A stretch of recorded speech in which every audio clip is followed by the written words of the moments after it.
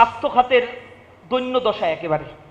জিডিপির মানে less than 1% একটা দেশের স্বাস্থ্য খাতে, অথচ আমার কনস্টিটিউশন বলছে স্বাস্থ্য হচ্ছে আমার নাকি মৌলিক অধিকার। সরকারি স্বাস্থ্য খাত, সরকারি হাসপাতাল আর ওই যে স্বাস্থ্য কমপ্লেক্সগুলোতে গেলে মনে হয় এগুলা একটা গরু ছাগলের আড্ডাখানার কাছে আসছে। মানুষের কোনো মর্যাদা কি ওইখানে আছে? সিঁড়ির কাছে ঘুমায় আছে। মানুষ যায় ওইখানে চিকিৎসার জন্য, অথচ ওইখানে যে পরিমাণে জীবাণু বসবাস করে তাতে একজন গেলে নির্ঘাত যদি মরার পথযাত্রী, মৃত পথযাত্রী না হয়, ও মরার জন্য ওইখান থেকে প্রস্তুতি নিয়েই তার হাসপাতালে, বেসরকারি হাসপাতালে অথবা বাড়িতে যাইতে হয়। আপনি গেলে ওখানে সার্ভিস পাবেন না। সেখানে মধ্যস্বত্বভোগী দালালদের এত বেশি দৌরাত্ম। এই স্বাস্থ্য খাতে আবার যা বাজেট দেওয়া হয়, করাপশনের যদি লিস্ট করা হয় কোন কোন খাতে বেশি করাপশন হয়, আশ্চর্য হচ্ছে করাপশনের খাতের মধ্যে শিক্ষা খাত রয়েছে সেকেন্ড পজিশনে বা কখনো কখনো ফার্স্ট পজিশনে। জাতির যারা জাগ্রত বিবেক তৈরি করে, যারা মানুষ তৈরি করে, তারা দুর্নীতির সাথে জড়িত।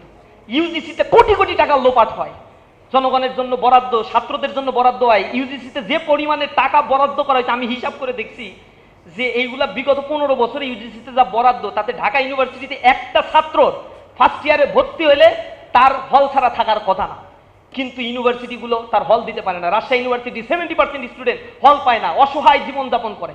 লেখাপড়া করতে গিয়ে নিজের ইনকামের চিন্তা করতে করতে একটা মানুষের জীবনটা তছনছ হয়ে যায়। সেখানে টিউশনি পাওয়া যায় না। একটা ইউনিভার্সিটি পড়ুয়া ছাত্রের 600 টাকা, 300 টাকা, 500 টাকা, 1000 টাকা টিউশনি করতে হয়, সারা দিন কষ্ট করতে হয়। লেখাপড়া করবো কোথা থেকে? মাথার ভিতরে এমন একটা বোঝা চাপিয়ে দেওয়া হয়। উচ্চ শিক্ষা নিয়ে সরকারের কোনো প্ল্যান নাই। আবার যাদেরকে এখানে বসিয়ে রাখে তারা হচ্ছে এক একটা দুর্নীতির রাজপুত্র বসে থাকে। শিক্ষা খাতের পরে হচ্ছে স্বাস্থ্য খাত, হচ্ছে দুর্নীতির ক্ষেত্র। যারা এইখান থেকে টাকা লোপাট করে এদের সন্তান মানুষ হওয়ার কথা না, এদের সন্তান মানুষ হওয়ার কথা না, এদের স্ত্রী পরিবার পরিজন মানুষ হওয়ার কথা না। কারণ মানুষের টাকাগুলো লোপাট করে তারা নিয়ে যাচ্ছে। আমরা ট্যাক্স দেই, আমরা ভ্যাট দেই। আপনি তো ডিরেক্ট বা ইনডিরেক্ট ট্যাক্সের টাকা আপনারও দিতে হয়। আপনি সাংবাদিক বসে আছেন, আপনারও দিতে হয়, আমারও দিতে হয়। আমি একটা জামা পরলেই আমার 15% ট্যাক্স কেটে নেয়। এবং এইটাই হচ্ছে সরকারের আয়ের সবচেয়ে বড় ক্ষেত্র, ভ্যালু অ্যাডেড ট্যাক্স, যেটা you are bound to pay.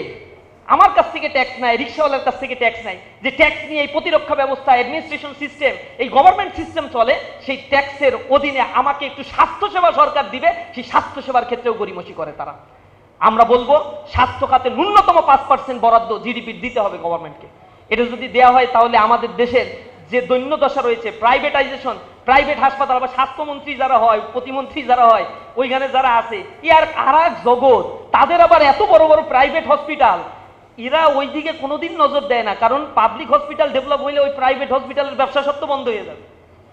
Machine যেগুলো কেনার জন্য বাজেট হয়, প্রাইভেট হসপিটালের চাইতে বেশি বাজেট হয়, কিন্তু আশ্চর্যজনক হলেও সত্য সবচেয়ে ভাঙাচুরা মেশিন সরকারি হাসপাতালে থাকে। তো 6টা এক্সরে মেশিন থাকলে সব সময় 5টা অকেজো থাকে, একটা মোটামুটি চলে। ইন্সপেকশনে আসলে কিন্তু আবার 5টা সচাল হয়ে যায়। এই হচ্ছে আমার দেশের জনগণের অবস্থা।